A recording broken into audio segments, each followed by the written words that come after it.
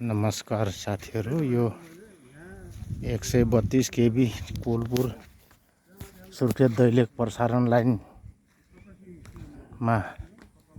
लाइनभित्र परेका यी काठ हुन्।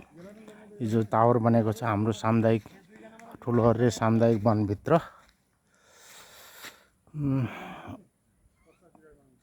जो टावर बने त्यसको टावर मुनिकै नि काठहरू हुन्।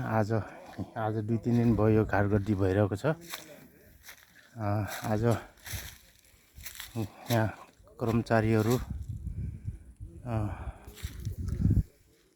आउनुभएको छ हर्रे पोस्टबाट अनि विद्युत विभागबाट। आज गोलियाको नम्बरिङ भइरहेको छ। यो ठुलोहर्रे मध्यवर्ती क्षेत्र सामुदायिक वनको प्रसारण लाइनभित्र परेका काठहरू हुन्। यसो आगो लागेको थियो जसमा मैले तपाईँले भिडियो पनि पोस्ट गरेको थिएँ। हेर्नुहोस्, यो आगो लागेर हेर्नुहोस्, यसमा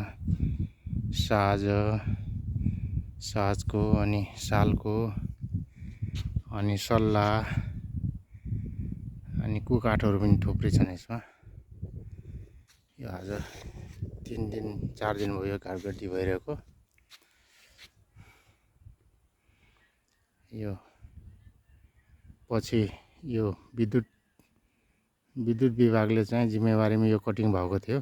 यो नापजोख गरेपछि यो ठुलोहर्रे सामुदायिक वनलाई चाहिँ हस्तान्तरण गर्ने हो विद्युतले।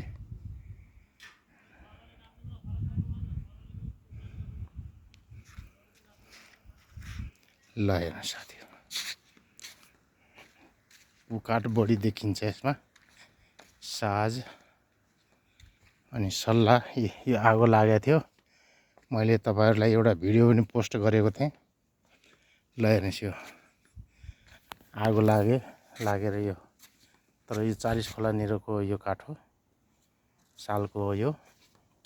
अनि यो साज, यो हेर्नुहोस्,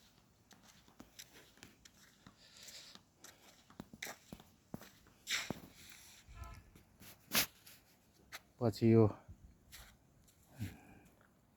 गोलियाको नापजोख गरेपछि यसलाई चाहिँ ठुलोहर्रे सामुदायिक वनलाई चाहिँ विद्युत विभागले चाहिँ हस्तान्तरण गर्ने हो साथीहरू।